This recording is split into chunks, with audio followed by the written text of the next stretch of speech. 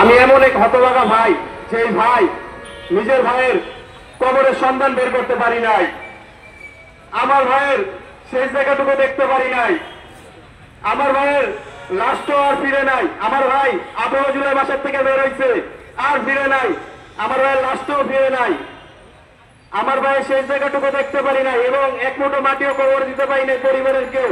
এমনকি রায়েরবাজার বুদ্ধিজীবী কবরস্থানের 4 নম্বর ব্লকে 114টি লাশ, এই লাশগুলো আজও বেয়ারিশ ভাবে শুয়ে আছে। এই লাশগুলো হাসিনার নির্দেশে গুম হয়েছে, এই হাসিনার নির্দেশে এই লাশগুলো গুম হয়েছে।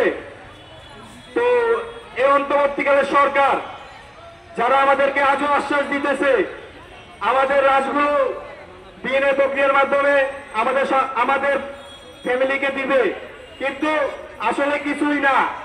এই অন্তর্বর্তীকালের সরকার বিচারের জন্য অনেক কথা বলে, মিডিয়ার সামনে অনেক কথা বলে, মিডিয়ার সামনে বলে আমরা বিচার করব, আমরা দেশের শহীদ পরিবারকে দেখব, আমরা আওয়ামী লীগকে নিষিদ্ধ করব, কিন্তু বাস্তবতা বিল পাই না। কেন পাই না?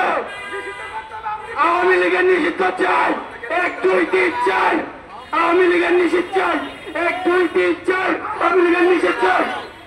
আমার সোনার মান নাই, আমার সোনার মান নাই, আমার ভাই কবরে, আমার ভাই কবরে।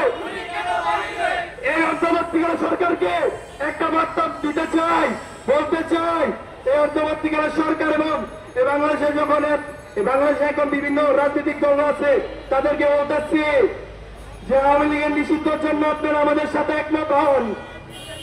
আমার ভাইরা মরছে, যার হারাইছে সে বুঝে কষ্ট, আপনারা বুঝবেন কি কষ্ট। আপনারা চান নির্বাচন, কোন নির্বাচনে বাংলাদেশে হবে না, আগে আমার ভাইদের বিচার হবে, তারপরে বাংলাদেশে নির্বাচন। 1, 2, 3 4, 1, 2, 3 4। আমার সোনার বাংলায় রশি লাগলে রশি দে, রশি লাগলে রশি দে, আমার ভাই কবরে। আমার আম্মা একটু কথা বলবে।